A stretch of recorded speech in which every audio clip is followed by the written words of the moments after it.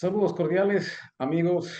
Bienvenidos a Convergente TV, Televisión Global y su espacio Geopolítica en Debate. Esta noche con el tema Trump y la reedición del Destino Manifiesto.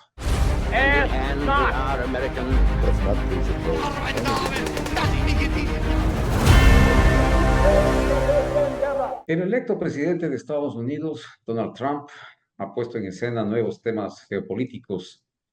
De hecho, tres llaman la atención: la amenaza de recuperar el control del Canal de Panamá, anexionar Canadá y convertirlo en el 51º estado de la Unión, y finalmente adquirir Groenlandia. Si se materializa su discurso político en acciones concretas, podría desatar tensiones significativas tanto a nivel bilateral como en el contexto geopolítico global, y esto es definitivo. Esta reedición del Destino Manifiesto, en tanto doctrina político-ideológica de los Estados Unidos y del siglo XIX, que justificaba su expansión territorial, con la creencia de que era el destino divino y moral de la nación expandirse por el continente americano para difundir sus valores de democracia, libertad y civilización.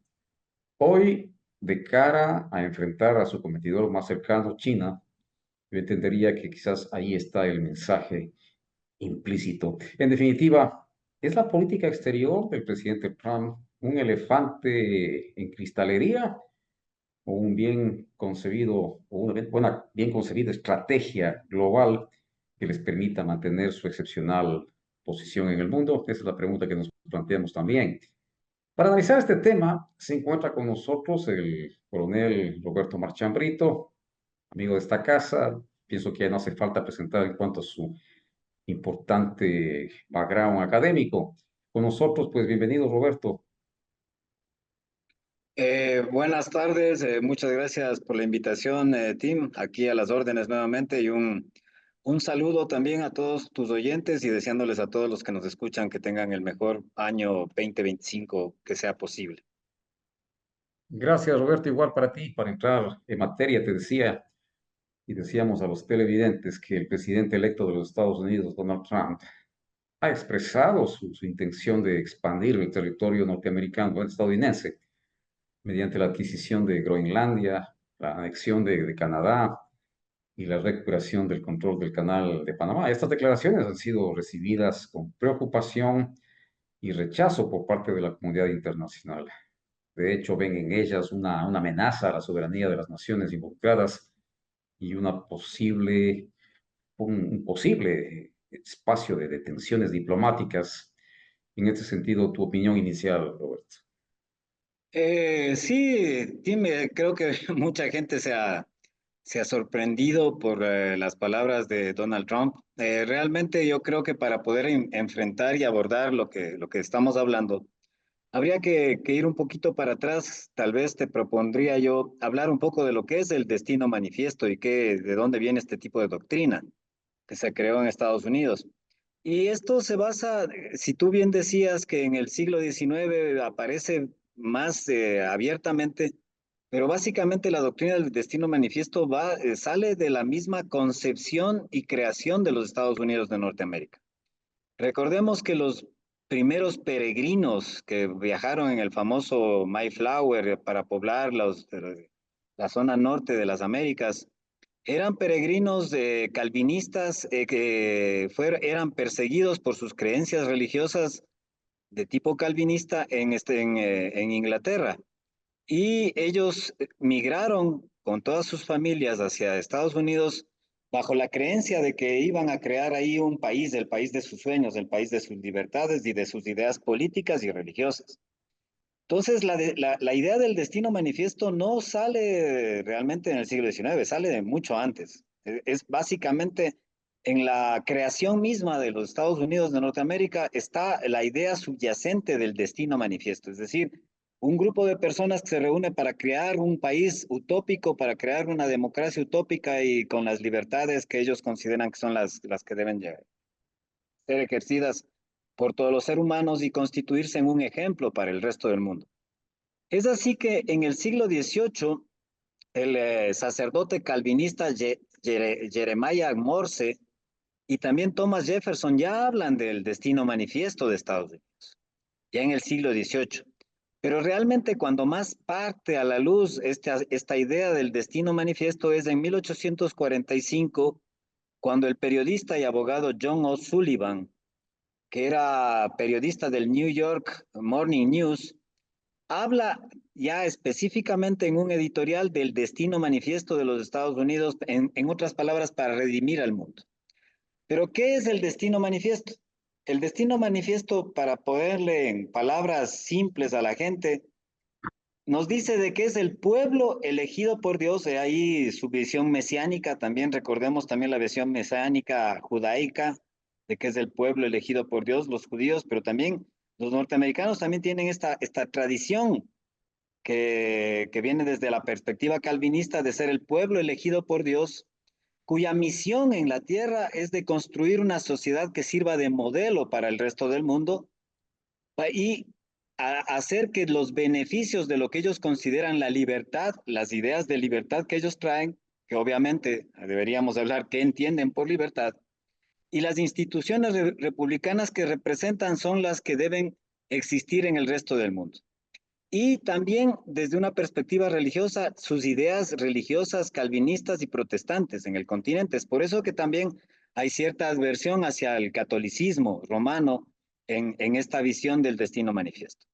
Ahora, esta doctrina del destino manifiesto que, como te decía, aparece ya publicada en 1845 en Estados Unidos, que ha sido replicada durante muchos años por muchos presidentes, algunos más explícitamente, otros más implícitamente, pero que siempre ha estado dentro de la doctrina geopolítica norteamericana, tiene tres tintes que yo los llamaría, o tres características principales que yo las llamaría. Primero, es profundamente racista, porque considera que el hombre blanco, desde la perspectiva también, recordemos que estas ideas también se fueron construyendo a la par de las ideas coloniales de Europa, en donde se pretendía que el hombre blanco iba al África a redimir y llevarles a la civilización a las especies humanas atrasadas que eran básicamente los negros o los de otros colores. Entonces hay una concepción racista de la idea, una concepción de que hay una superioridad sobre el norteamericano blanco por sobre el indígena norteamericano y por sobre los latinoamericanos. Así que aquellos que estén saltando en un solo pie pensando de que Norteamérica los va a redimir, yo les diría que recuerden que esta doctrina es profundamente racista y consideran que los latinoamericanos son seres inferiores. Pero en fin, otra de la segunda característica que yo me atrevería a decir del destino manifiesto es que consideran que los recursos naturales no son de los propietarios de la tierra, sino son de los propietarios o de aquellos grupos o de aquellos estados que tienen la capacidad de explotarlos.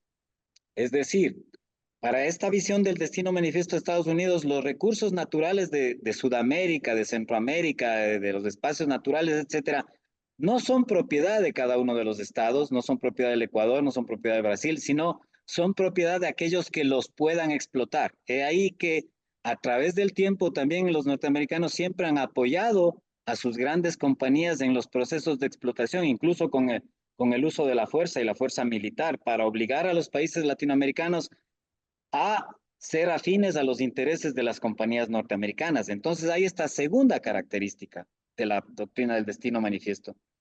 Y la tercera característica, que también no es menos importante, es la idea de que las instituciones democráticas, entre comillas, es decir, el entendimiento de la democracia liberal que pregonan los norteamericanos, es superior sobre cualquier otro tipo de organización de carácter social.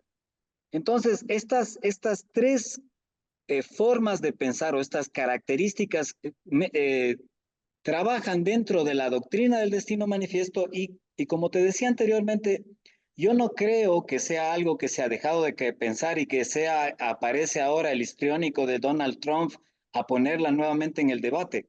Esta es una doctrina que jamás Estados Unidos ha olvidado, sino que sus dirigentes, unos han sido más explícitos y otros han sido más implícitos. Hoy por hoy estamos al frente de un gobernante de cuyas características de negociante, de emprendedor, etcétera, le hacen que él ponga las cartas sobre la mesa tal cual los gobiernos de Estados Unidos siempre las han tenido.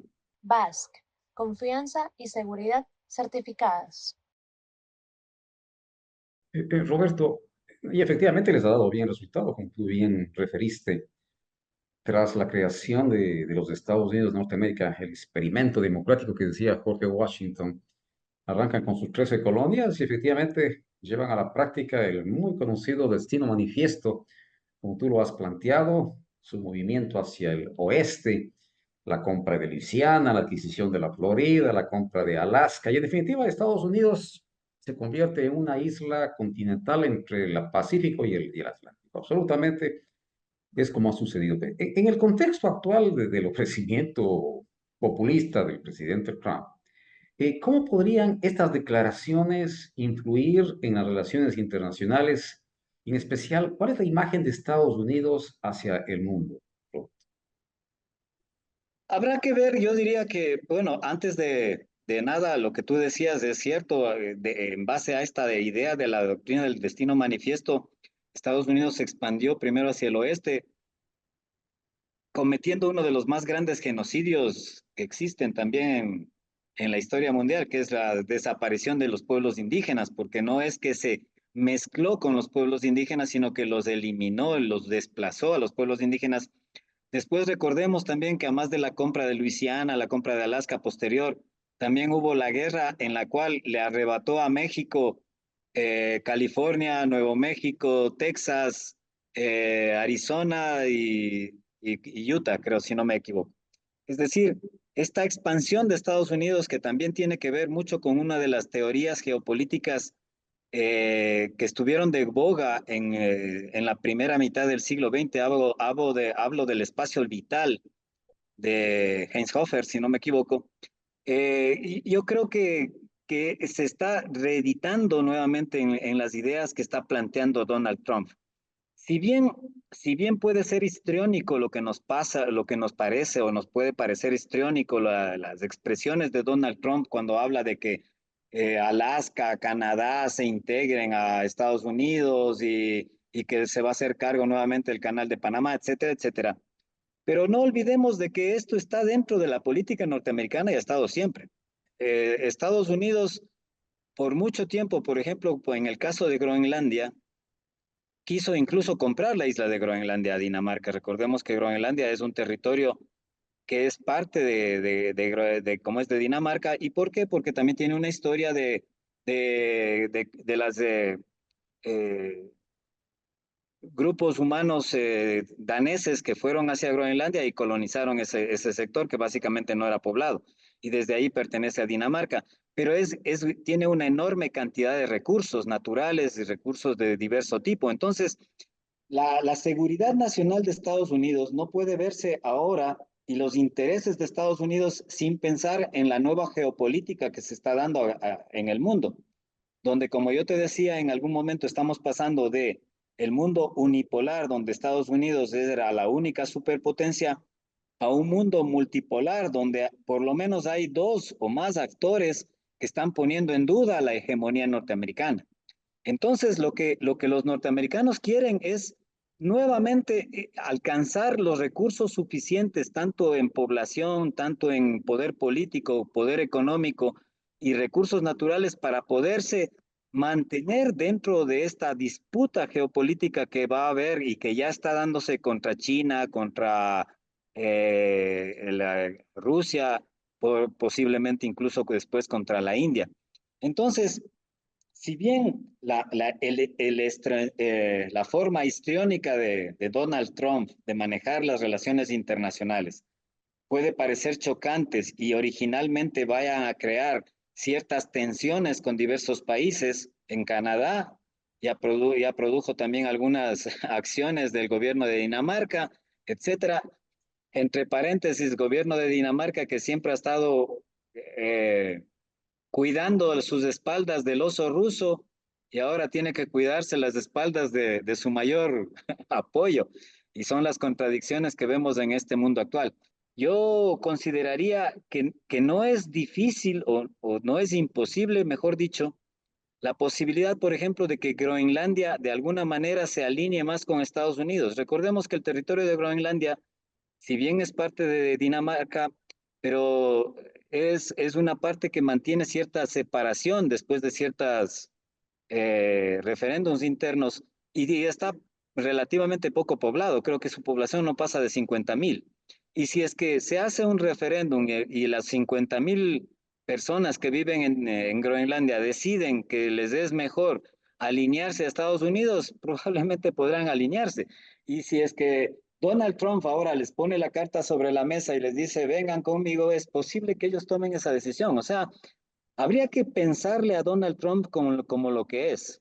Donald Trump es un negociante y un negociante agresivo. Y los negociantes agresivos suelen poner sus cartas sobre la mesa, pero así también suelen tener cartas bajo la mesa. Pero son agresivos e incluso a veces exponen más allá de lo que quieren, precisamente para presionarle al rival a que ceda ya de entrada. Entonces habría que analizarle a Donald Trump hasta qué punto él quiere lo que está diciendo o es una táctica también, una estrategia para negociación, para entrar en procesos de negociación y en procesos de presión en este nuevo mundo que se está alineando detrás de uno o detrás de otro dentro de este mundo multipolar que te estoy comentando. BASC, confianza y seguridad certificadas. Claro, y ya topaste tú el tema de Groenlandia. Vamos por ahí. Mira, Groenlandia, para quienes nos siguen, geográficamente está situada entre el Atlántico Norte y el mar Ártico, siendo una posición clave para el control de rutas marítimas emergentes debido al deshielo que se ha producido por el cambio climático. Eh, ¿Cómo ves tú los argumentos? Entendería yo que el presidente Trump está analizando este contexto geopolítico, la presencia de los chinos, de los rusos en el mar Ártico, en el círculo polar ártico, para ser exactos. Y entonces, ¿esta quizás es la realidad geopolítica que mueve al presidente Trump, o como tú lo ves, estrictamente como un negociante y es un legado análogo al destino manifiesto, o efectivamente existe una lógica geopolítica que mueve estas intenciones de los Estados Unidos? No, de hecho hay una lógica geopolítica detrás de todas estas acciones. Como te digo, no son solamente las acciones de Donald Trump. O sea, lo que él está diciendo respecto a Panamá, respecto a Canadá, respecto a Estados Unidos, a Groenlandia, no es algo que él se inventó el día de hoy, por ejemplo. Por ejemplo, el tema de cambiar el nombre, que también es algo interesante, el tema del nombre, de cambiar el nombre de Golfo de México a Golfo de América, es algo que ya apareció hace 13 años en algunas postulados de, si no me equivoco, en el Congreso o en el Parlamento de Luisiana, ya se habló de que debería cambiarse. O sea, no es que él está inventando muchas cosas, sino que él está retomando cosas que tienen que ver ya con esta posición norteamericana de ir adquiriendo o alcanzando el mayor poder posible para enfrentar el nuevo mundo multipolar. Y ahí volvemos a hablar nuevamente del espacio vital. ¿Por qué él quiere Groenlandia? ¿Por qué quiere Canadá? Nos recuerda esa las ideas del espacio vital. El espacio vital básicamente es la necesidad de un estado de expandirse territorialmente, expandir sus capacidades y sus recursos para poder enfrentar las disputas con otros estados. Entonces, para Estados Unidos obviamente le caería muy bien que se anexara a Canadá y que se anexara a Groenlandia, estaría expandiendo sus capacidades para enfrentar, como te digo, este nuevo mundo. Ahora, el Ártico es muy importante para que la gente nos entienda, las que nos escuchan, si pueden ver un mapa, las rutas comerciales básicamente actuales, básicamente van por la parte sur del Asia, desde China van por la parte sur para ir a Europa o para ir al África o todas esas cosas, tienen que bordear el África o tienen que entrar por el estrecho de Hormuz, entrar al canal de Suez, etcétera, etcétera, que son zonas también muy conflictivas. Y hoy por hoy, Rusia, sobre todo con su nueva flota de rompehielos nucleares, está tratando, y con lo que tú dijiste también, del deshielo que se ha producido en el Ártico, probablemente fruto del cambio climático, está tratando de asegurar rutas comerciales por el norte, que también le beneficiaría mucho a China. Entonces, para Estados Unidos, desde esa perspectiva, ser propietario, obtener Groenlandia o no, sino tenerla bajo completa soberanía, pero sí con una asociación que le permita mantener bases que ya las tienen Groenlandia y Estados Unidos, le va a permitir controlar todas esas rutas árticas, ser un peso pesado dentro de las rutas árticas, a más de controlarle a Europa y controlar también las posibles aproximaciones espaciales, me refiero a misiles estratégicos que puedan ser lanzados tanto de China como de Rusia. O sea, tiene una enorme connotación geopolítica, es decir, lo que estoy tratando de decir es que cuando le escuchamos a Donald Trump y a veces la gente se burla o se ríe, no deberíamos simplemente pensar de esa manera, porque lo que está él diciendo es en realidad lo que Estados Unidos tiene planteado dentro de muchos de sus planteamientos geopolíticos, no de ahora, sino desde mucho tiempo atrás. Entonces, bajo esos argumentos, yo te diría que para Estados Unidos es muy importante, resulta muy importante sobre todo el asunto de la isla de Groenlandia. Y probablemente desde mi punto de vista la que más le sea factible alcanzar, por lo que te decía, que hay poca población, una población que no está muy contenta con depender de Dinamarca y que en cualquier momento podría acceder a irse hacia Estados Unidos.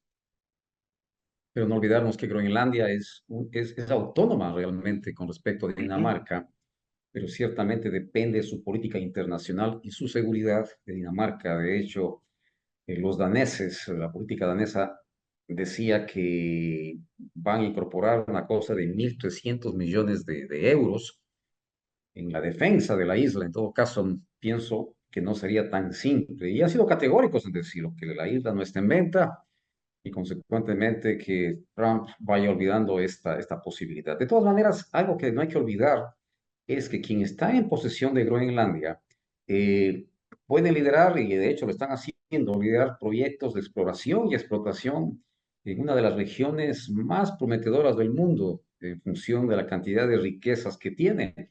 Entonces, realmente a mí esa es otra de las variables que seguramente el señor Trump y su equipo de trabajo están barajando de cara a enfrentar desde esta visión de hacer de América grande otra vez, pues desde esa política propia del populismo del señor Trump, buscar precisamente llegar a esos estadios de bienestar para Estados Unidos.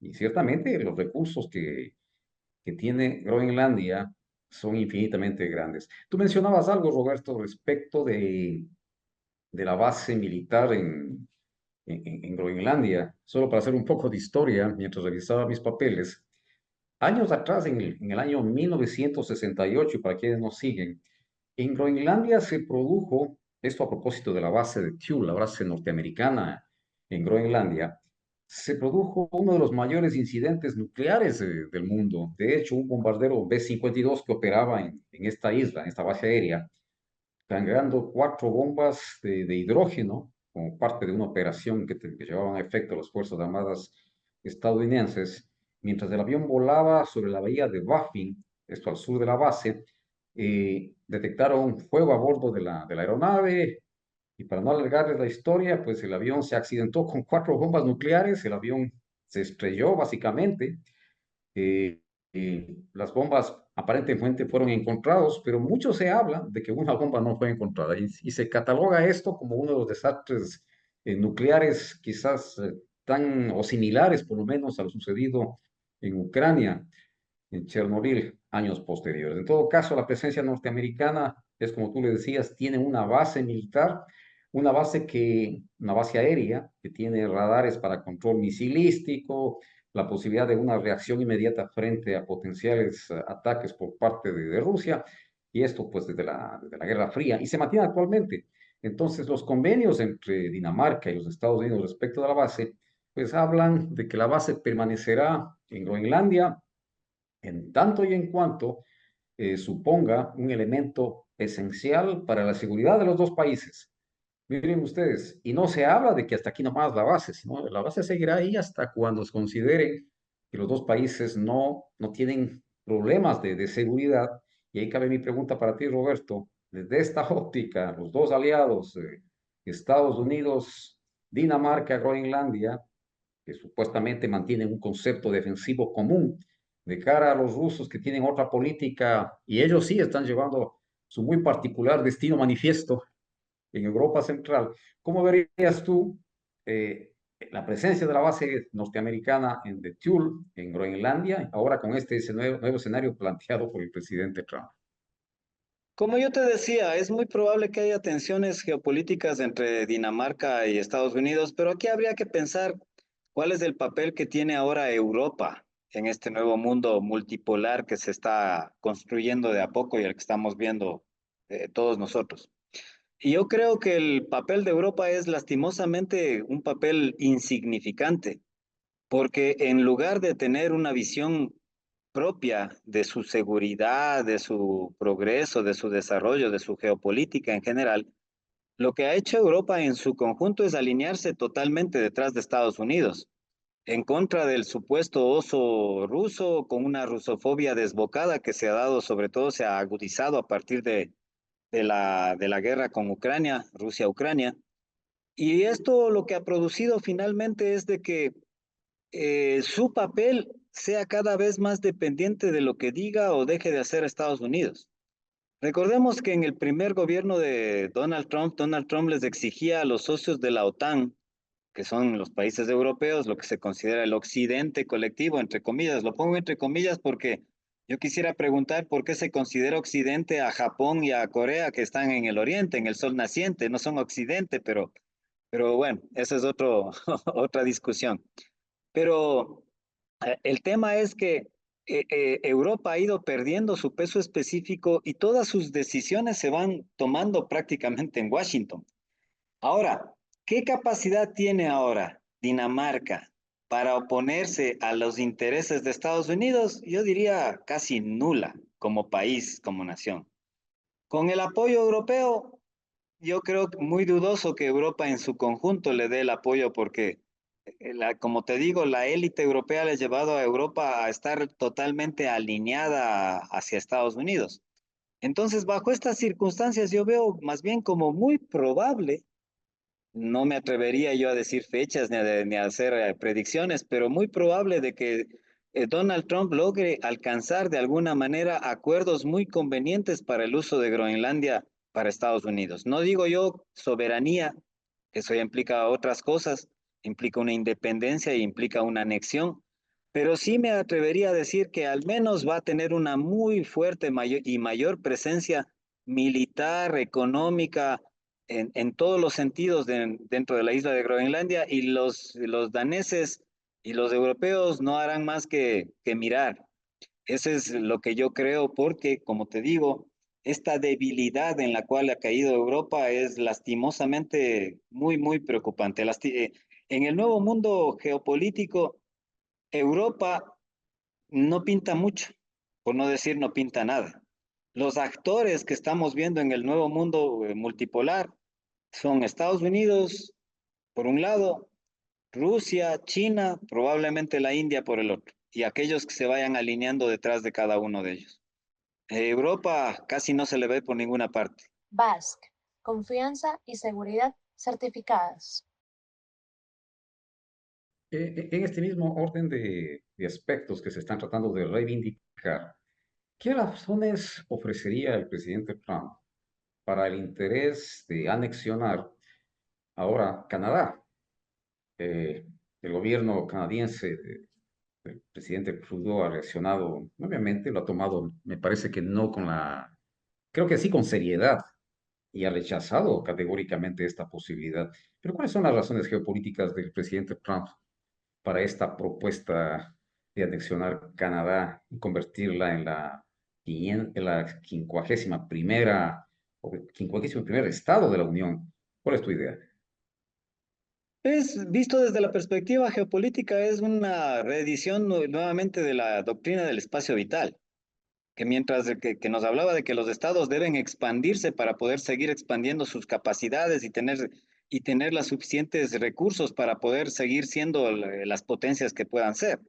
Lo que debería llamarnos la atención es por qué Estados Unidos mira solo hacia el norte, Canadá, población blanca, anglosajona, muy parecida a la norteamericana, hablan inglés, y no mira hacia el sur.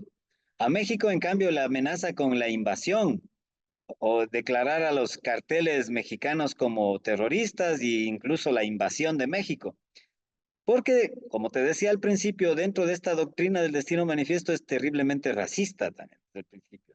Es decir, de alguna manera Trump con lo que está diciendo hacia Canadá y lo que está diciendo hacia México, nos está diciendo también implícitamente a Canadá yo les anexiono y les ofrezco ser el 51 estado de Estados Unidos porque ustedes son mis iguales.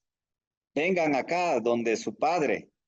Pero a México no es igual a mí. México es el otro, es el enemigo, es el oscuro, es el terrorista, es el paisano, es el indio, es el latinoamericano. Entonces, para todos aquellos que se alegran de estas circunstancias geopolíticas, les quisiera comentar nada más de eso. Entonces, contestando nuevamente a tu pregunta, Tim, para mí es obvio, es la reedición de la doctrina del espacio vital, la de alcanzar más recursos, de ser cada vez más grande, también con la doctrina del hacer de Estados Unidos grande nuevamente desde de Trump. Y también lo que es muy interesante desde mi punto de vista es que Trump les está hablando a los norteamericanos y dándoles algo que los gobiernos demócratas no suelen poder darles, una ilusión y una visión de futuro. Estemos o no estemos de acuerdo con esa visión de futuro, pero Trump ha sido muy hábil en darles a los norteamericanos una visión de futuro, es decir, una imagen de un futuro posible. Y para que se unan hacia ese futuro, es una de las características del liderazgo que lastimosamente solemos olvidar. Porque el liderazgo tiene dos cosas fundamentales. La una es visión y la otra es capacidad de motivar. Para tener visión, ¿qué implica la visión? Es presentarle a la gente un futuro posible, una idea, algo que se enamore la gente hacia eso. Y la capacidad de motivar es la capacidad que yo tengo de hacer que la gente asuma como propio esa idea que yo le estoy planteando. Y si le vemos a Trump, más allá de que nos guste o nos disguste sus histrionismos y sus características circenses que tiene en muchos casos, el hombre está haciendo algo de eso, está presentándole al pueblo norteamericano una idea de futuro, una ilusión de futuro, obviamente para sí mismos, para su grandeza, no para el resto del mundo, como siempre ha sido, más allá de lo que se haya dicho en estos últimos años, y también les está de a poco motivando a la gente hacia ese camino, hacia alcanzar ese camino.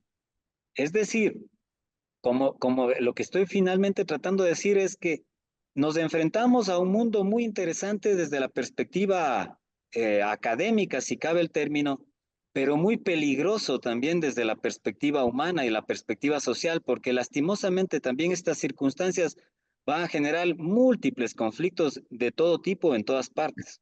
Entre esos, en nuestra Latinoamérica, que a veces pensamos que somos un mundo aislado del resto del mundo, porque todos los países latinoamericanos también en su conjunto, divididos como estamos, sin capacidad de unirnos, sin capacidad de representar también un peso específico en la geopolítica mundial, pero cada uno de nosotros en esas condiciones nos tendremos que ver con la ingrata tarea de alinearnos a un poder o a otro poder y volvernos enemigos, obviamente, de los poderes antagónicos, lo que no debería ser.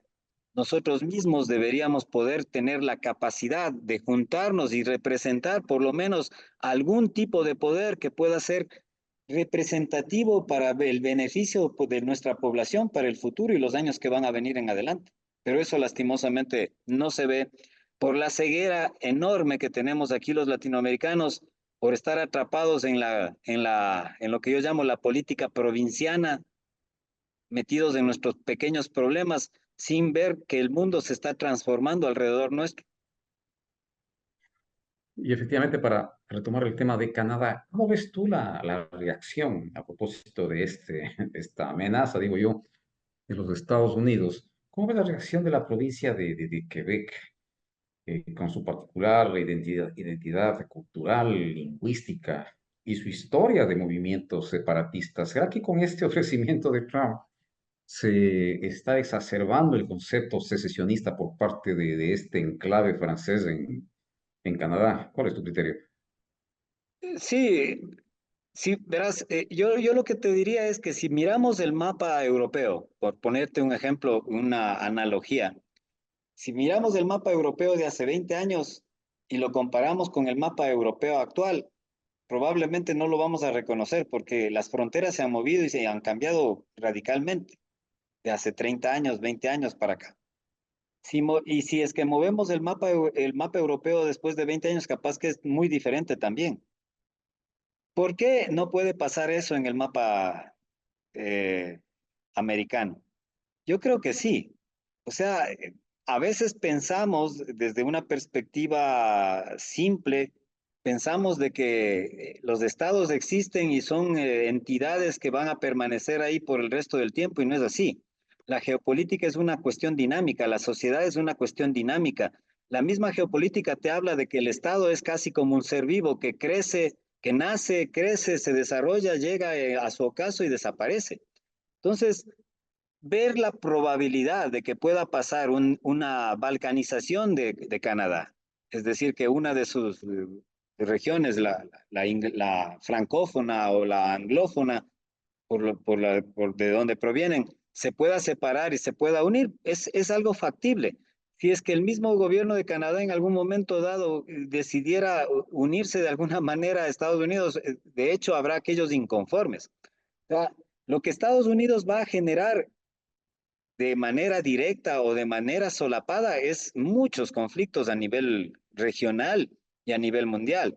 Y lo que me imagino les llama mucho la atención ahora a los liderazgos, entre comillas, tanto europeos como de Canadá, etcétera, es de que su gran mentor, su gran hegemón, aquel al cual se alinearon durante tantos años, hoy por hoy les dé la espalda y les ve a ellos como una opción también para alimentarse de alguna manera para sus necesidades geopolíticas.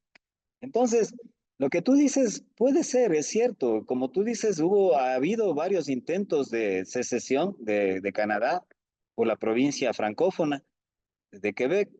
Y podría esto obviamente ser aprovechado. Recordemos que Estados Unidos tiene una larga tradición de balcanización de regiones, no solo aquí en Latinoamérica, en el mundo entero, donde sus servicios de seguridad, sus servicios secretos, etcétera, han generado o han tratado de generar o han logrado en muchas ocasiones generar la separación de estados, el cambiarse de estados, el cambios de gobiernos, etcétera, etcétera. Yo creo que, pero más allá de eso, yo me atrevería a decir que al menos durante este gobierno de Trump, yo no creo que se dé una balcanización de Canadá, pero lo que sí creo es que de alguna manera Estados Unidos va a accionar internamente en Canadá para que los nuevos gobiernos que vengan, que son del Partido Liberal de Canadá y después de los que vengan, sean mucho más afines a los intereses norteamericanos.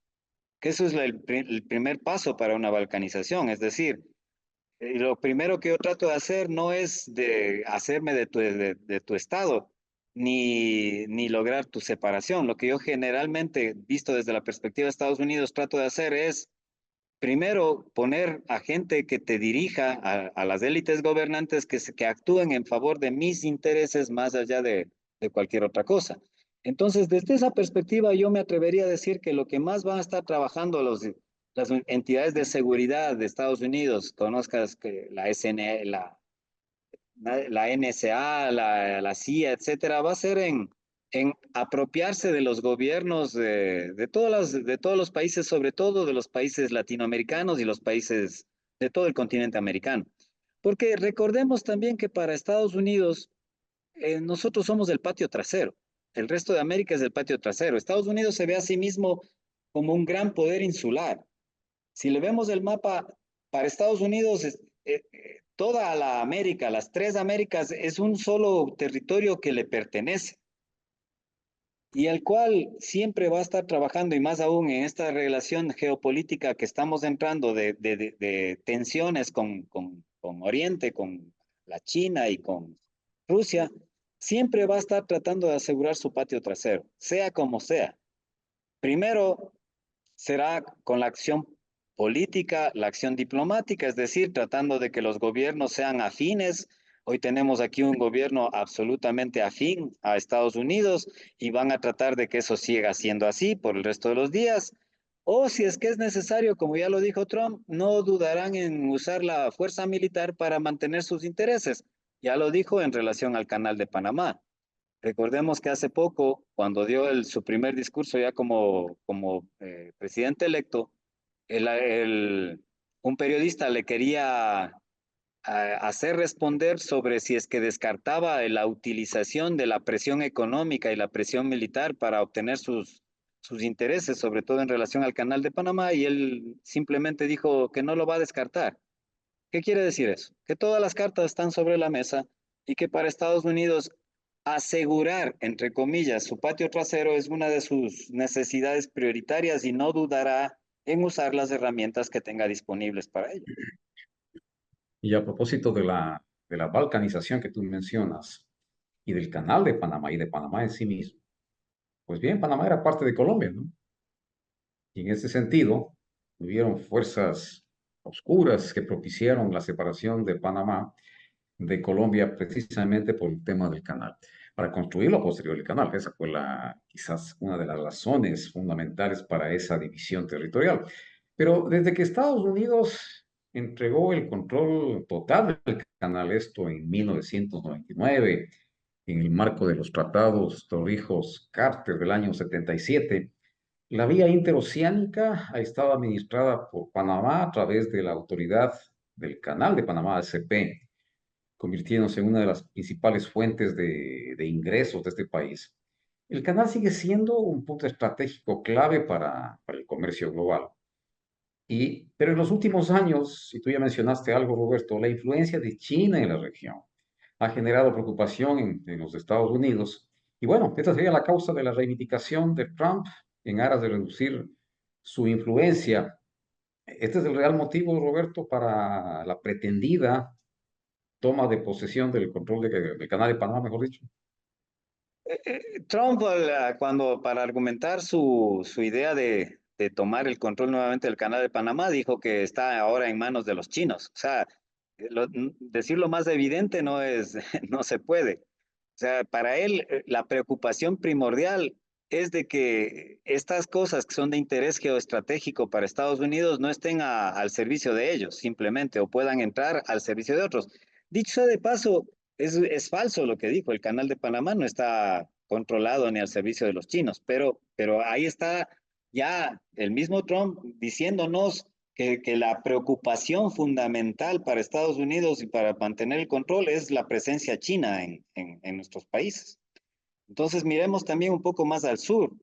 Hace poco se abrió el megapuerto de Chancay en el Perú con unas enormes inversiones chinas, un enorme puerto que puede ser cambiar drásticamente la dinámica comercial entre Sudamérica y China y obviamente también la influencia china en Sudamérica. Esto también debe ser una preocupación fundamental para Estados Unidos.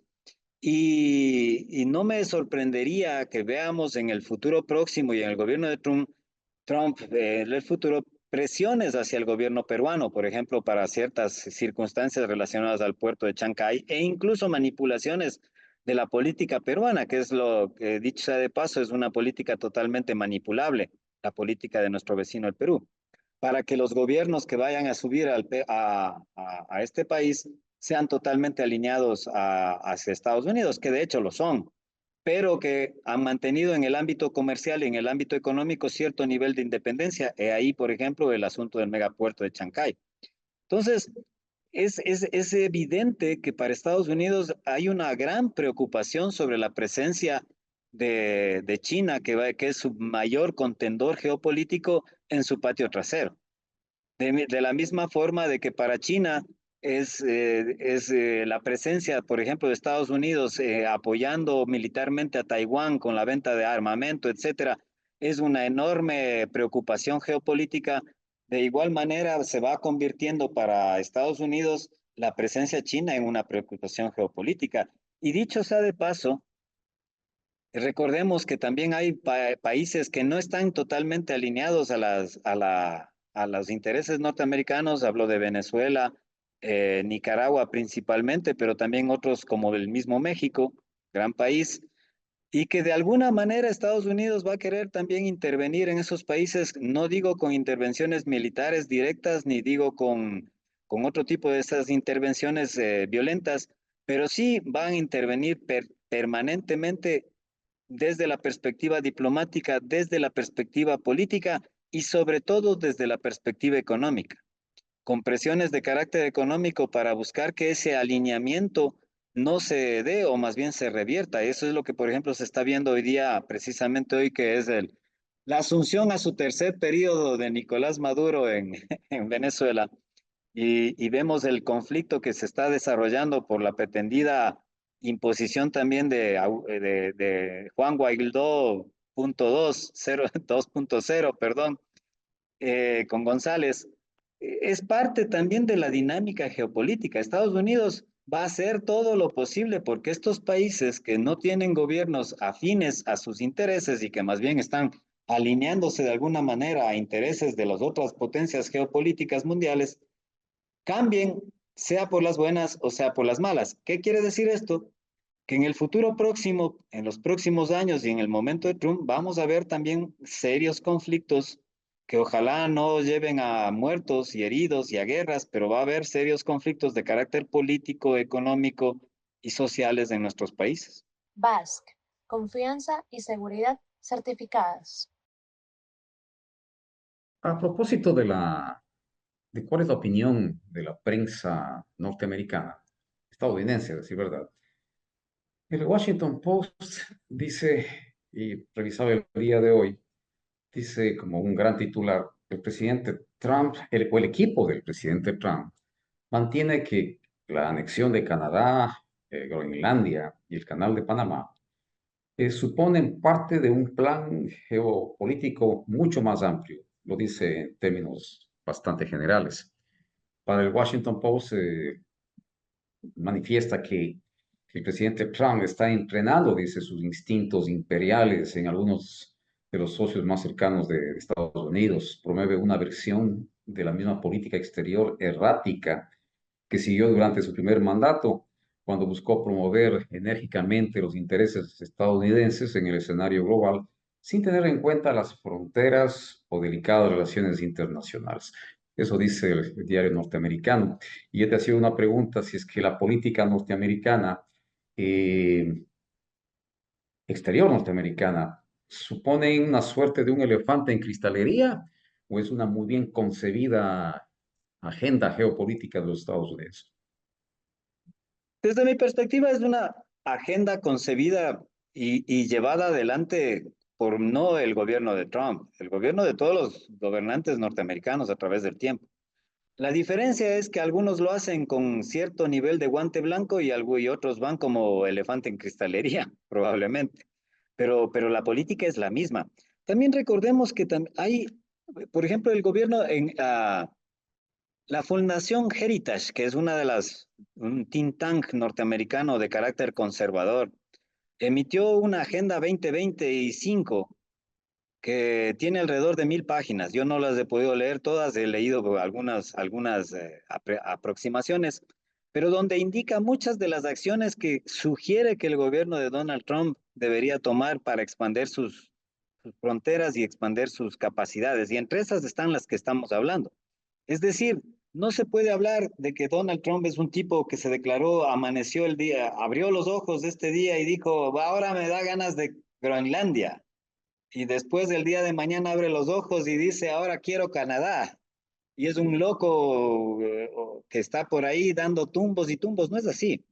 Ese es un error craso pensar que eso es lo que está ocurriendo y pensar que por esa misma razón no hay que tomarlo en cuenta.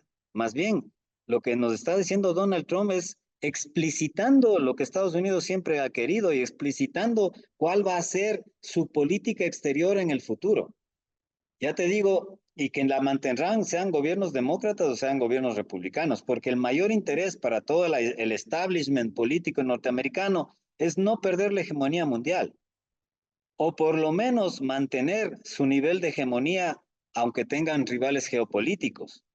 Eso es lo que van a querer hacer y eso es en lo que están comprometidos. Que ahora Donald Trump aparente ser un elefante en cristalería, como tú lo dices, es muy probable por sus características, su histrionismo, pero en la realidad lo que nos está diciendo es lo que todos los gobiernos norteamericanos han estado haciendo y han estado trabajando. Esa es la manera en cómo yo veo la realidad y lo que lastimosamente, como te digo, para nosotros los ciudadanos de aquí del sur global y sobre todo de Latinoamérica y en especial de nuestro país, lastimosamente estamos enredados en nuestras propias dinámicas provincianas y no vemos cómo el mundo se va transformando a nuestro alrededor. Y muy probablemente cuando levantemos la cabeza nos demos cuenta de que nada de lo que hemos hecho sirve porque todo ha cambiado alrededor. Roberto, el tiempo se está quedando corto y quisiera hacer un breve análisis respecto a la figura de Donald Trump. De hecho, aquí tengo un libro que les puede interesar a nuestros seguidores.